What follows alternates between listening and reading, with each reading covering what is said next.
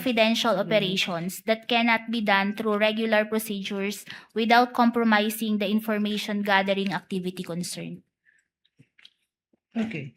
Bakit ito ay naging basehan ng disallowance nung tables and chairs na yan? Di ba confidential yon? Kung Hindi- saan binili yung table and chair na yan, di ba confidential yon, Madam Witness? Hindi po kasi nila in-specify na the payments for yung tables and chairs and desktop computers were used for confidential operations po. Wala po silang nasubmit na any explanation dun sa response po nila. Kailangan ba mag-submit ng... Anong mga kailangan i-submit na dokumento by way of... Para explain kung saan ginamit tong tables and chairs, laptop, tsaka... Anong hinahanap ninyo sa post-audit? Dapat po mapatunayan nila na ito ay binili para po sa confidential operations ng ahensya. At anong kailangan na dokumento? And since this pertains po sa as purchases, dapat po supported ito ng either sales invoice or official receipts po. Okay. Sa pag-evaluate mo nitong dokumentong sinabmit ng Office of the Vice President, meron ba yun mga official receipts, sales invoice na sinabmit? Wala po. Isa, dalawa, tatlo. Walang sinabmit, Madam Witness? Wala pong mga resibo po. Okay. Now, based sa iyong audit, sino-sino ang liable persons dito sa in connection with this notice of disallowance na binasa mo? Sino-sino ang mga persons na responsible or accountable dyan sa pinakita mo?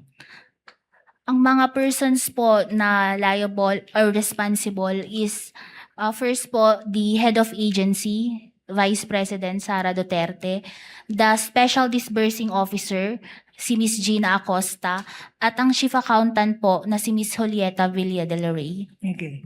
Sa document na yan, pwede bang pakita mo yung mga pangalan na sinabi mo? Nasa page 2 po. Showing to you page 2, Madam Witness, and being flashed on the screen. Please tell us if these are the very same persons na sinabi mo na accountable. Yes po. Bakit sila accountable? Unang-una po, yung si Vice President Sara Duterte po, siya po ang nag-approve ng transaction and including the utilization of the cash advance. Saan nakalagay dyan na siya ang nag-approve? Yun pong sa accomplishment report. And then, kay Ms. Gina Acosta naman po, dahil siya ang Special Disbursing Officer and she disbursed po the cash advance.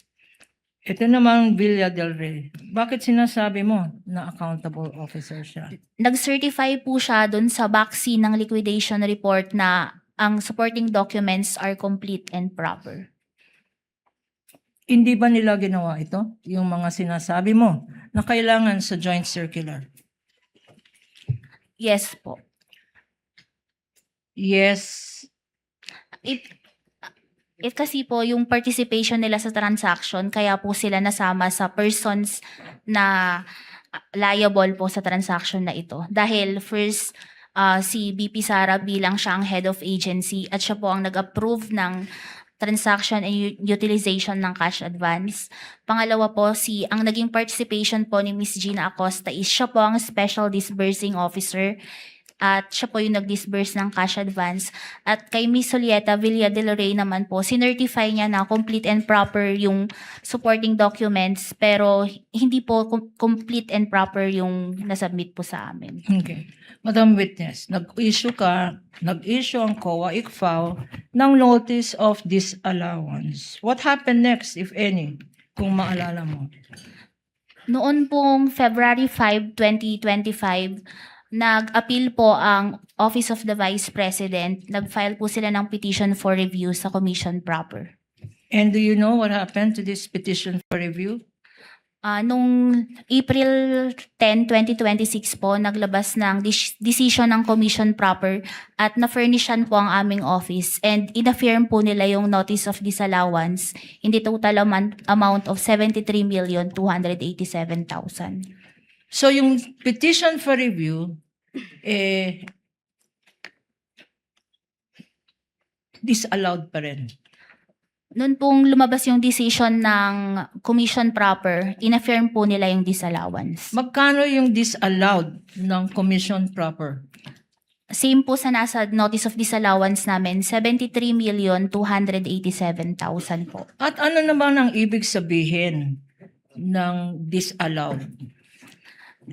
Ang notice of ang disallowed po is sa level ni ICFO po kasi pag issue kami ng notice of disallowance, meron na po silang, we demand them to ibalik po yung pondo.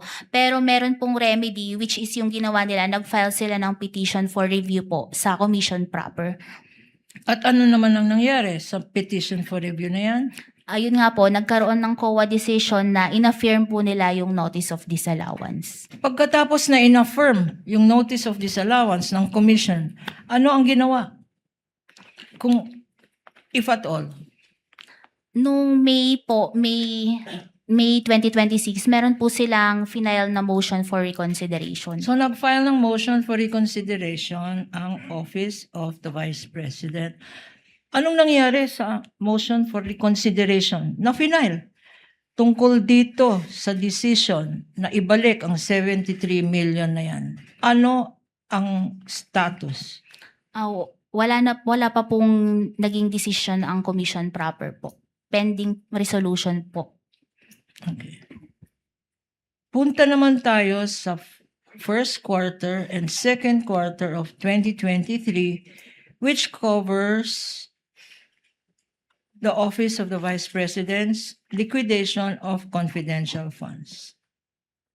What is your participation? Ano naman ang participation mo dito sa pag-evaluate ng liquidation expenses or documents na sinabit ng Office of the Vice President?